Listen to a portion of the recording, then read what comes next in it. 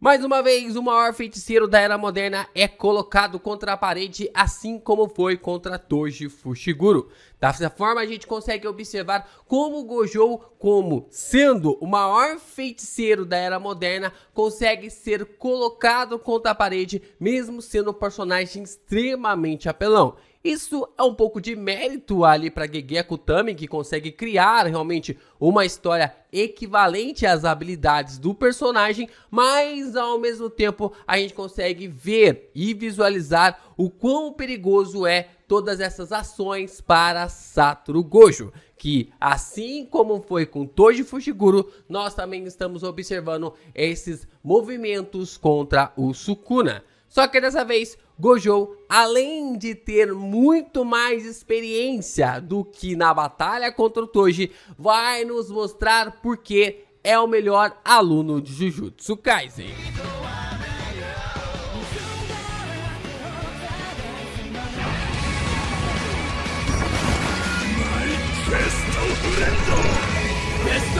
Yo, Geeks, aqui é o LP e vocês estão no canal do Geek Brasil. Fiquem ligados porque esse vídeo contém spoilers do mangá de Jujutsu Kaisen. Sim, pessoal, vamos aqui conversar sobre a possibilidade de Satoru Gojo transcender amanhã, né? Claro, né? Se o Gege quiser dar sequência na batalha e não mudar o foco para outra situação, porque o Kenjaku pode chegar no meio ali da transmissão e botar todo mundo para correr igual barata tonta, né? Mas a questão é como o Satoru Gojo está semelhante. Nós podemos visualizar a mesma questão que aconteceu na batalha contra Toji Fushiguro. E a gente vai falar sobre essas perspectivas logo depois de você deixar o seu like, se inscreve aqui no canal, ajuda a gente a continuar crescendo cada vez mais aqui na plataforma e compartilha esse vídeo com seus amigos também. E olha só, se inscreva lá no meu canal de Reacts do Geek Brasil. A gente tá ali há menos de um mês pra estreia, né, da segunda temporada de Jujutsu Kaisen,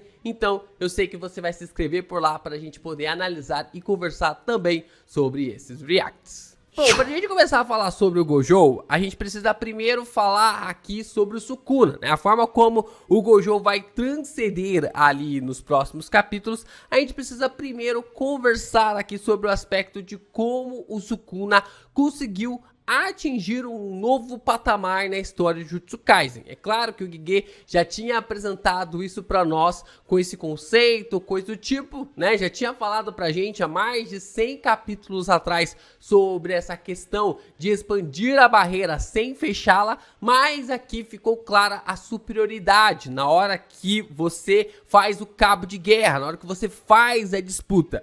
E a gente precisa então comentar no começo desse vídeo sobre como a maldição não carrega ali o título de Rei das Maldições à toa. Ontem a gente trouxe um vídeo aqui falando sobre por que o Sukuna é o cara. E vale a pena você dar uma olhada, porque tudo que o Sukuna faz é essa ambientação para marcar cada vez mais porque que além de ser o Rei das Maldições, ele também é o Rei das Adaptações, né? Como eu já comentei aqui várias vezes com vocês, o Sukuna, ele não mede adversário, ele não mede cenário. E até mesmo quando ele vai lutar contra o Gojo, ele fala para o Uraumi sobre que para ele tanto faz aonde ele vai lutar, porque ele não se importa, ele se adapta onde ele estiver. Essa questão é muito importante para a gente tentar entender aqui como o Sukuna não observa ali os seus adversários, né? Mas apenas ali são seres que têm habilidades na qual ele deve se adaptar.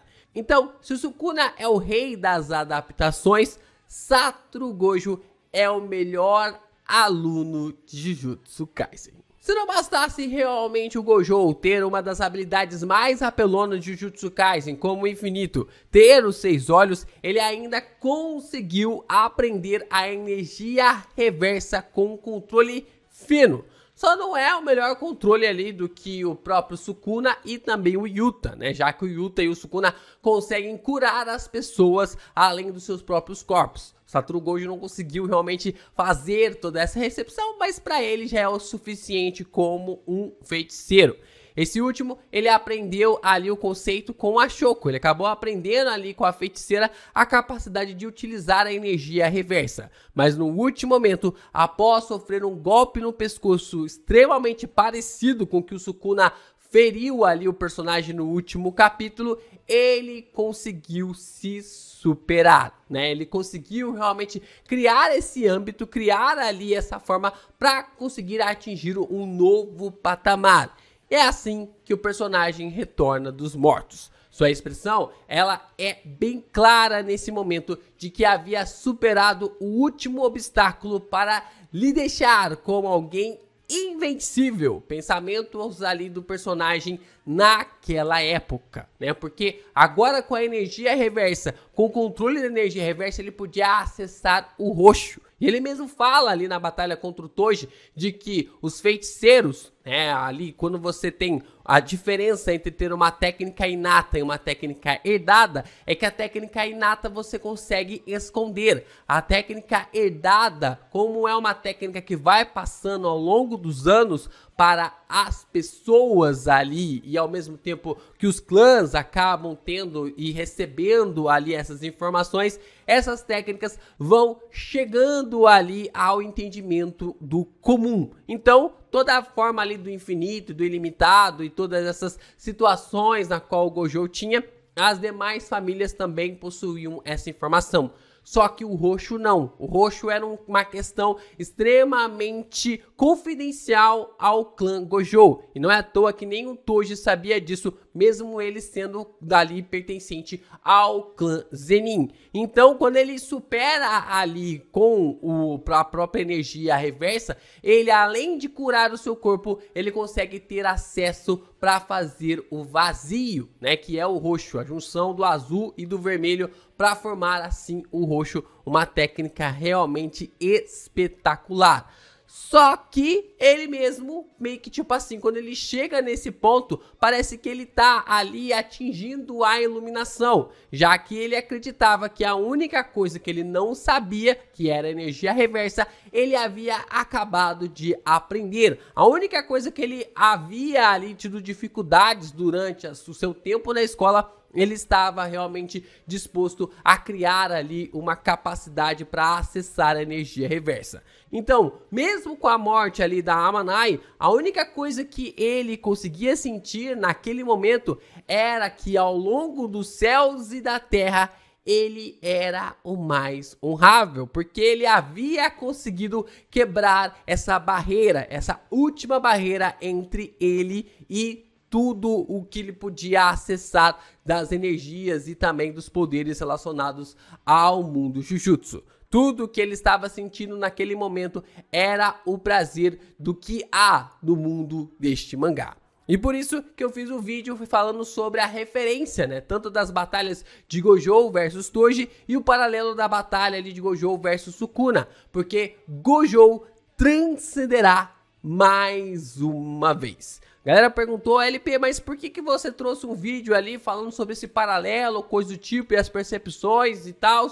Foi porque a gente já, na verdade, porque eu já estava visando esse conteúdo, já estava visando realmente essa situação. E para que o vídeo não ficasse tão longo, eu decidi dividir o vídeo em duas partes para poder comentar sobre esses paralelos entre a batalha de Toji versus Gojo em Gojo versus Sukuna e ao mesmo tempo como as coisas estão acontecendo na situação da batalha entre Gojo versus Sukuna. O rosto de Gojo, ao ter o seu pescoço cortado, não era pelo simples fato ali do golpe do Sukuna, ou por medo ali em relação ao poder da maldição, mas sim porque ele estava espantado. Ele estava espantado que havia algo a mais para ele aprender, que a energia reversa não era a última coisa que ele poderia ter acesso e que aquilo que ele achava, na verdade aquilo que o mundo Jujutsu achava impossível,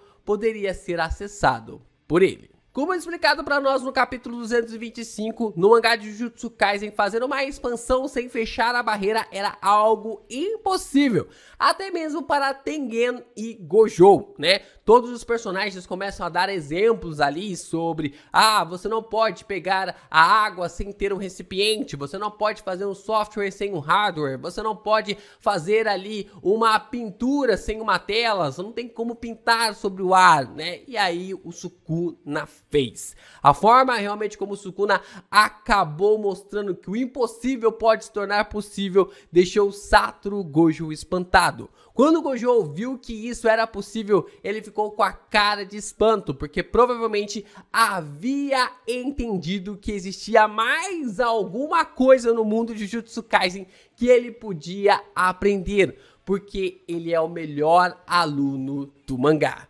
LP, mas você está falando isso só pra puxar saco do personagem, né? Aonde tá dizendo que ele é o melhor aluno do mangá? Aonde você tem provas de que o Gojo vai aprender apenas de olhar ali a expansão do Sukuna, sem a barreira fechada? Como que você pode garantir isso pra mim? Bom, vamos com calma, porque as próprias palavras de Gege Akutami na ficha de Satoru Gojo em um dos volumes comprova exatamente essa ideia.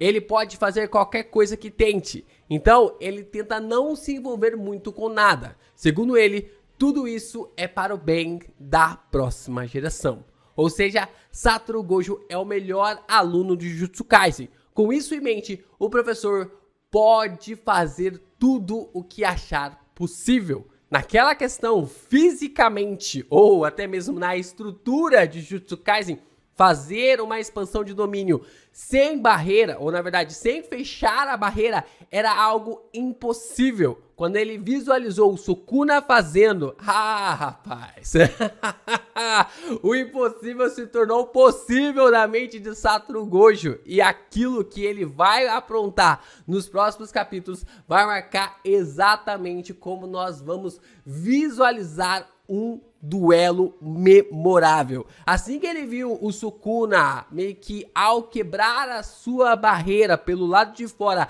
através da expansão do Rei das Maldições, sem ser fechado, Satoru entendeu como fazer isso. E agora, depois da demonstração do que é uma expansão de domínio de verdade, a batalha dos dois deve chegar em outro patamar. A batalha dos dois deve começar para valer, em um nível totalmente diferente de todas as batalhas que a gente pôde acompanhar até agora no mundo de Jujutsu. Gojo versus Sukuna entrará assim que o Gojo dominar a barreira sem fechar ali ela completamente, vai entrar para a história do mundo dos mangás.